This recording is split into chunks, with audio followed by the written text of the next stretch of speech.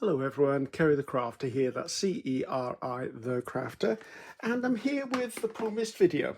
Now, a couple of days ago I launched this video concerning my Arty Label Stencil. As you can see, we did quite a lot with it. If you've not seen that video and you fancy seeing that video, then the link is in the description box below.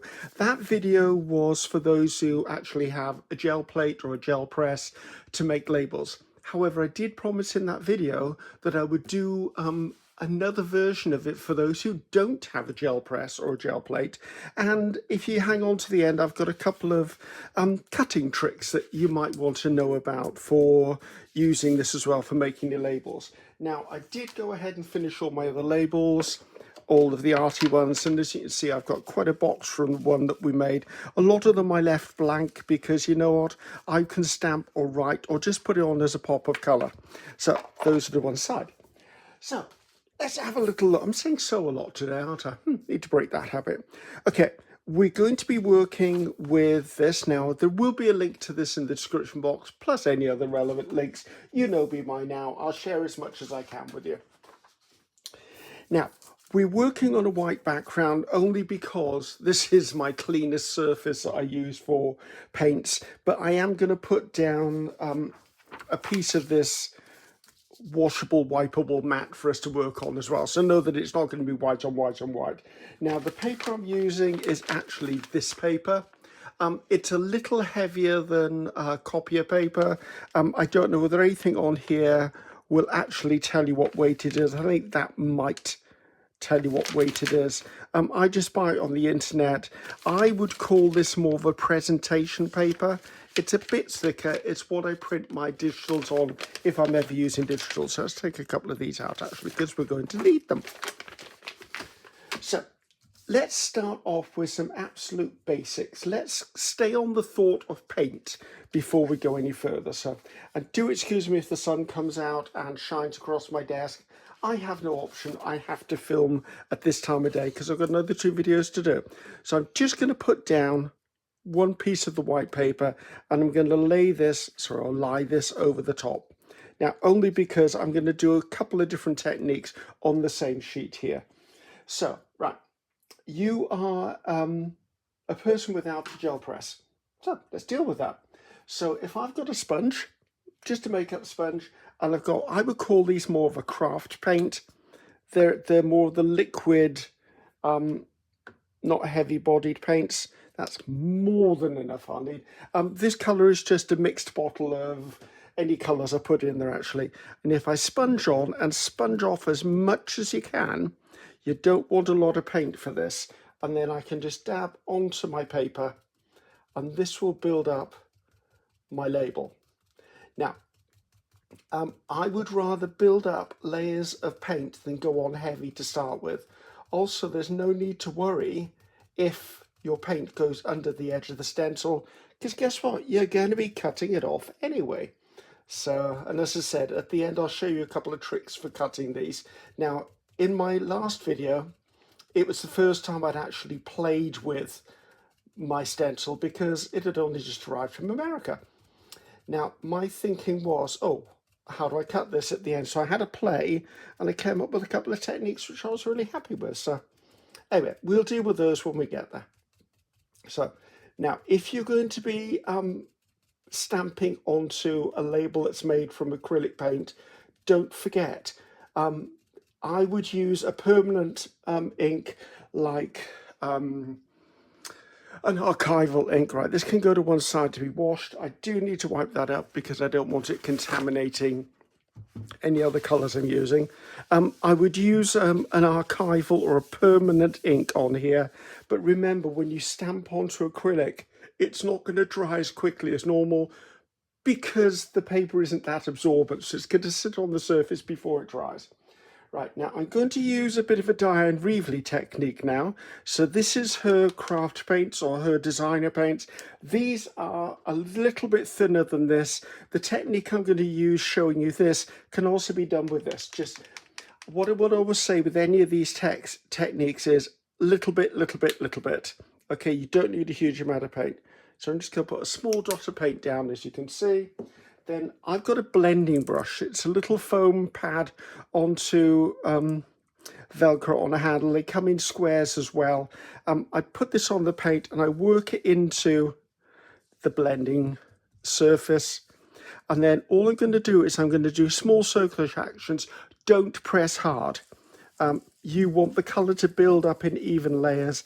If you go in hard to start with, what you're going to end up with is you're going to have lots of mark where the foam on the base was, and leave marks that are really quite tricky to get out. Now, I don't mind if my labels are a little blotchy or a little coloured, patchy. It doesn't bother me. It just adds to the way they look. So, right. So as you can see, I'm going to reveal it in a minute anyway. Now this, because it's a really thin sponge, I'm just going to stamp off the edge onto a bit of kitchen towel, and then later on I'll just put this in the sink and give it a little bit of a spritz, should we say. Let's just clean that off there. Now, so those are the two paint options. I'm sure there are more paint options you can do.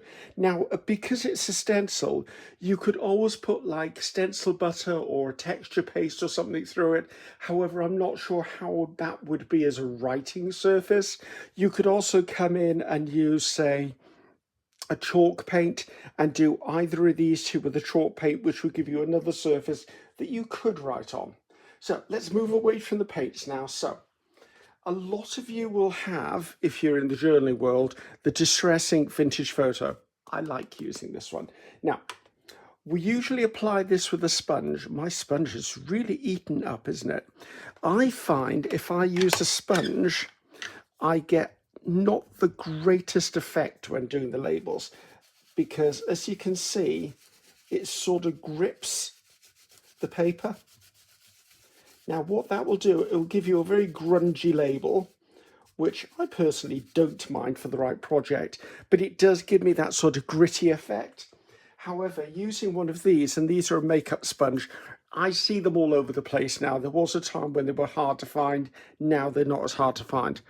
I build up some on my brush and I do a light circular motion and I go over the top, and it will give you a softer look. Now, word of warning here.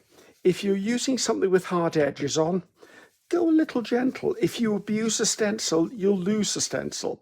And by that, I mean any stencil. I'm not just saying the ones here from PM Artist Studio that are made of Yupo. Any stencil you go in really hard to will actually end up breaking your stencil. Right, there's another thing we can do. Let's move that to the side for a second. Scraps. If I've got scraps of coffee dye paper, which I do have scraps quite often, I can come in and I can utilize those. So if I come in here, I'm going to hold this down. I could use washi tape, but am I going to? Probably not. And I'm just going to come in over the top of my coffee dye paper. You could do this over tea dye paper as well. And what this means is that you have now got coffee dyed labels, and that is just enough for you to cut around just to be able to see it. Another thing I like to do, which I did in the first video, which I think is only fair to share with you because you may not go and watch the first video, and that is I've got a brown Posca pen. So if I come back in and line those little beauties up again, if I then hold my pen is already prepped, there's already paint in it. If I hold it vertically and run my pen around the edge of the label, what this will do is it will give me a frame.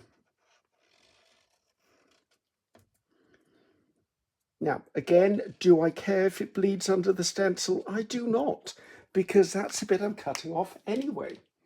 So there you go. So I've made labels. So these are now all ready to be stamped in. We'll look at cutting them in a minute. As I said, we're going to do that separately. Now, another thing I like to think about doing with these is, what am I going to do this on? Let's see if I've got another scrap of coffee dye paper or something. Okay, I've got a bit of paper in my scraps. Okay, I need to say something. Okay, I'm saying okay and so for everything today. Now, last year I put out a video on how I like to ground my Tim Holtz paper dolls because people tend to put them and the poor little things are floating. This is a great thing to use for actually giving them something to stand on. So if I come back in with the vintage photo and I just do this across the bottom, if I take it away, I mean, obviously I would have masked off the other one. I've now got somewhere for that cute little guy to stand on. Likewise, if I've got, I thought I had one in here.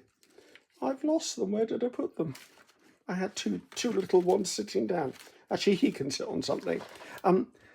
You don't always need a ticket to have someone sitting on something. So if I do this by here, so if I come in now, if you don't want this one to go in, you can always put a sticky note or a post-it note on the edge, and it won't bleed across.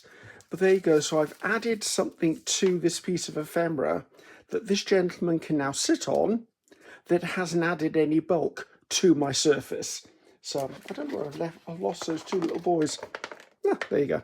You know, you put children down and they wander off, and I don't know where they've gone. Another thing you can do, let's put it back in the scrap straw, is, no, I had one here. Say I've got a spare bit of ephemera. Okay, this ephemera in my mind is pretty much done and dusted. I mean, I made it a long, oh, it's a postcard, there you go. I like postcards as large journal cards. Now, I could add a label here, but if I add a label, that's adding more weight. If, however, I come in and I do this, if I get not hooked on something else, come on, in you go. Let's pop you about there. I'm using this line here to be parallel with there so that I know that it's lined up. If I come in with that vintage photo now, what I'm doing is I'm creating a blank label there. So it looks like it's got something there. What I can then do is put the lid on that. If I come in, I've got a permanent marker here. This is a 08 by Unipen. If I then come in and I just draw around it, and I'm trying not to be perfect, these work better if you draw around them a few times. That will then give me a label on here, and then you can put whatever you want in there. You could stamp or even just leave it as it is, or even put a number in it. So that's another thing you can do with them. Right, let's get on to another one. Okay, I pulled out these 6x6s. They're just hanging around, and I was thinking, what would I use these for? I could come in again, and I could use this and the ink and actually give it a bit of attitude. But say I don't feel I'm the best person at cutting out labels, I'm not the most accurate, then I can actually just use this as a template. Get yourself a pencil, run the pencil around. Obviously, it doesn't matter if you slip, it's a pencil. I can erase the pencil afterwards. So as you can see, I've now got those there. I can just come in, let's just cut one of them. I don't need to cut all of them. Let's cut this one. So just by doing that, it's taken the worry out of, have I cut it straight? Have I not cut it straight? And then you just come in, if you want to, with an eraser and just erase the edges. And I could do that with any pattern paper, and that gives me an interesting label as well. Now, one other thing I like to do is I'm going to actually use this as an example, because I must be honest, I forgot to dig out a book page. If I've got a book or a reference book or something that's got words on it, and I think, oh, I'd like to take that as a label, you can always come in and actually use this as something that you can take pieces out of. Try to find one that will actually fit would be a technique, wouldn't it? I've obviously chosen the wrong size. Okay, so there you go. So for me, I could come in, draw around that, cut that out, then I've got a label. You could do exactly the same thing with the smaller words, just pop in. So there I could come in and take, what is that saying? Oh, 2024. Sorry, what it says. I could come, you get the idea. I mean, I don't have a book page here with me, which is what I would probably do, but there you go. I could take that number out of there just by going in, draw around it, and then I can cut it out. So it helps you harvest things. That actually might be a really good idea if you're using magazine pages. Let's see if I can find one. Right, magazine page. You watch, I will have picked up the only thing that's got no words on it. And I did. Right. These are just spare magazine pages, right? State of the arts. Okay, I could come in here. Ooh, just barely. Oh, I could do this one though, couldn't I? It's not going to work. But you understand where I'm going with this, guys. So, say I wanted one of these sayings. I could come in and find one. There you go, that will work. I could come in, I don't even mind that little diamond at the bottom. I could then just draw around this with my pencil. I've isolated it, and I've actually given myself an accurate cutting line now to make that into a label for myself. Because if you're anything like me, you think you're cutting a straight line, and then when you finish cutting, you look at it and go, ooh, that's not straight. And then you try and take another little bit off and another little bit off, and before you know it, the label shrunk in size. So where am I up to? What have I got done? I think I've done all of the things I wanted to suggest. Now, there are umpteen other things, like I'm using an ink pad that's got vintage photo. There are so many colours in this. You could make any label colours you want. The reason I like using this for working on the gel plate is because obviously I pull off an entire sheet of labels. But if you've just got a scrap bit of paper, there's no reason to go, oh, I'm just going to use this little bit. Let's do it with a blending foam brush. Oh, it would help if it didn't move around. And I could just come in, and that little bit that used to be waste can just be cut into a label. So it's a good way of helping you and me utilize scraps, and that's what this was about. It was about creating quick quick labels on a gel plate, but it was also about creating quick labels when I've just got little bits. I could have this sheet near me, and anytime I'm doing anything with inks or paints or something, I could just keep this one. Even if I made one label at a time, this sheet will build up and can be cut up. Right, let's put this to one side. Now, I'm going to show you the cutting techniques I came up with, or the cutting tricks, should I call them. Actually, I probably need to do, let's see, I've got squares, I've got that. Right, I need to do one more set to be able to show you. So let's just do those. Let's grab another bit of that paint, shall we? Because that's probably the quickest way to get the labels in the time you've got. So I'm going to come in, I'm just going to quickly blend over the top of these. Now, Dye & Reevely has these paints and they dry really quickly. Craft paints may dry a little slower. It's completely up to you what you use. I've already done them, of course. Here they are, aren't they? I thought I'd done them. Anyway, I've got these on the go, I might as well go on the go now. In the first video that I did, you will see that when all of my labels were on a page, I then went in and I stamped before I cut.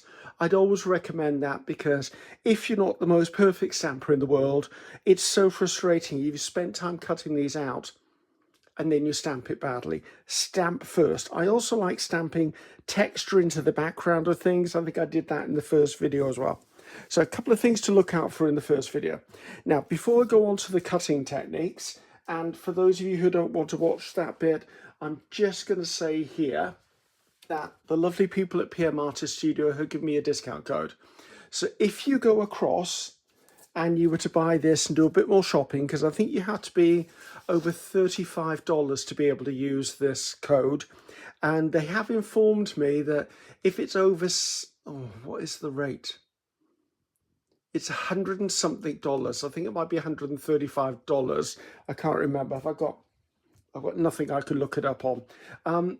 If it's over another limit, you get free international shipping. If it's over a certain value in the US, you also get free shipping. I will try and do research, and I might just drop a panel in here to let you know what it is, because I've obviously been a really bad representative and forgot what it is. Anyway, so when you put your stuff in your basket, if you put my code into the code box, it'll give you 10% off your order. It may not seem a lot, but you know, if you're paying for shipping, having a little bit extra off is always a good thing. So let's get on to cutting and tricks and things like that.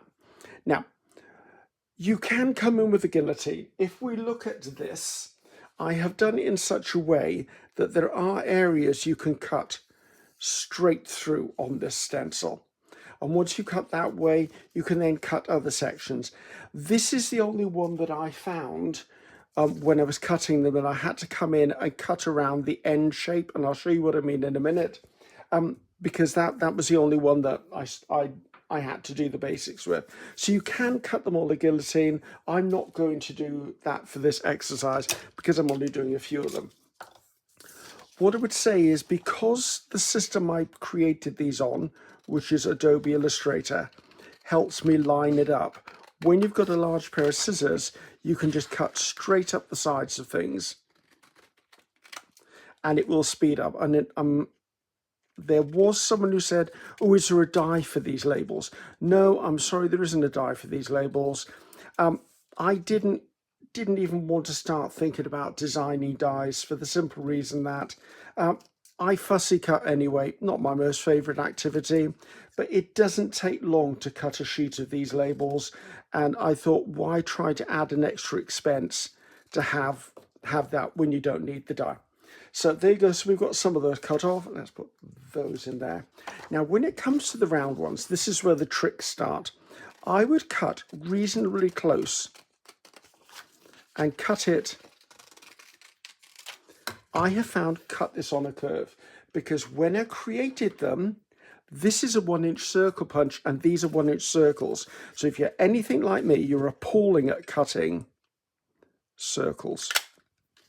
There you go. There's your circles, labels, already done and dusted, even if you just keep them as a polka dot pop of colour.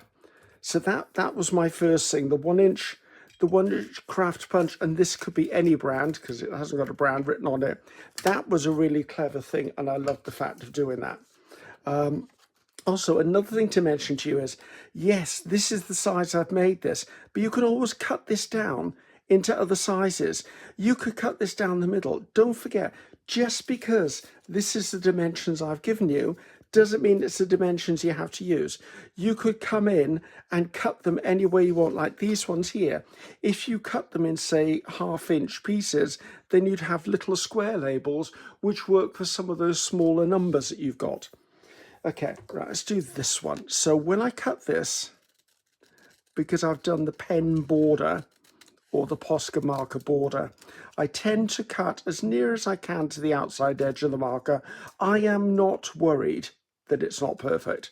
It's not very often you hear me say that, but I've let go of my perfectionism with labels and gone, you know what, I don't need to worry about this. So I tend to cut it into a strip, and I come along and I just snip across the edges. And now we're going to get into some fun ways to do things. So right, just move that. So I'll cut these later. I don't need any more of that anymore. So, a couple of tricks. Do you have a corner rounder? You probably do if you're a crafter. This is my corner rounder. I could come in. Okay, this is the one out of the 6x6. I can come in. I can easily come in and cut all of the corners. I now have a fancy rounder. This one here. Now, just because I've put a rounded edge on it doesn't mean that you actually have to cut the rounded edge. Why have you bent over? I can come in and I'm using, for this, I'm using the 7mm round, only because the design has a rounded corner.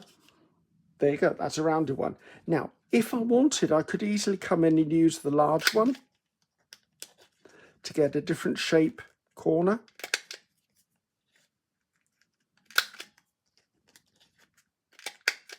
So there you go, take that. So that gives me, from that, I've now got that. But let's be a little more clever than that.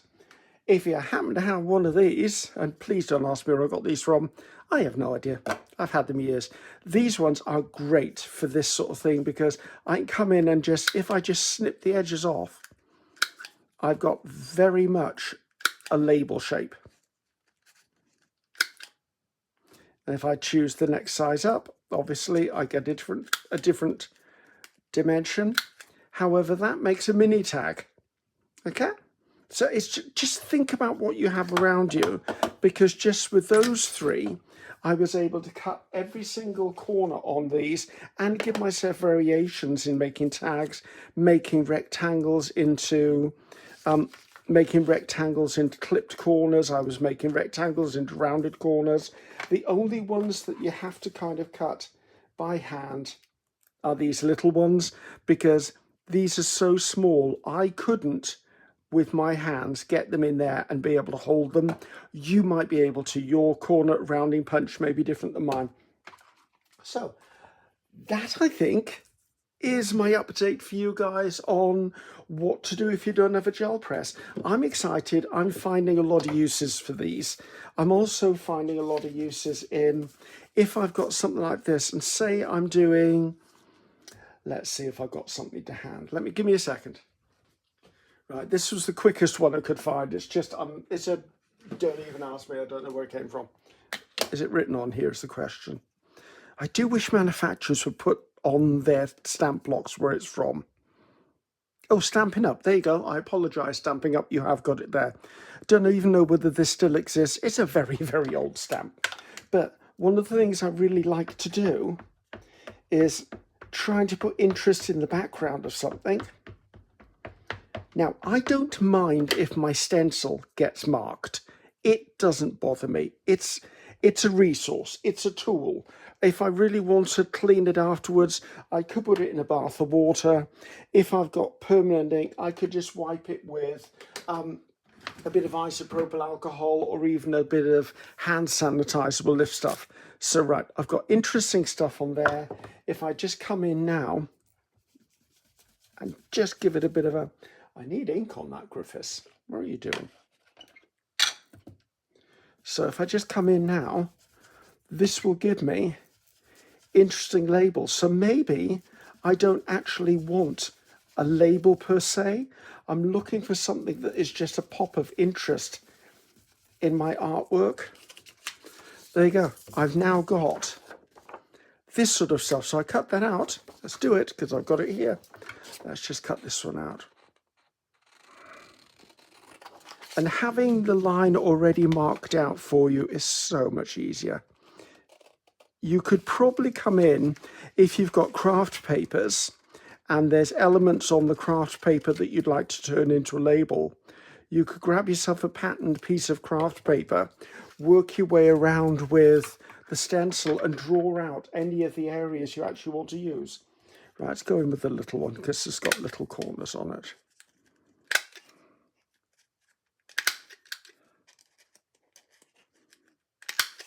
So there you go. So that's just a little element that I might be able to drop into one of my pieces. That's the one out of the 6x6. That's the 1-inch round. That's the angle punch. That was the larger section of the rounded one.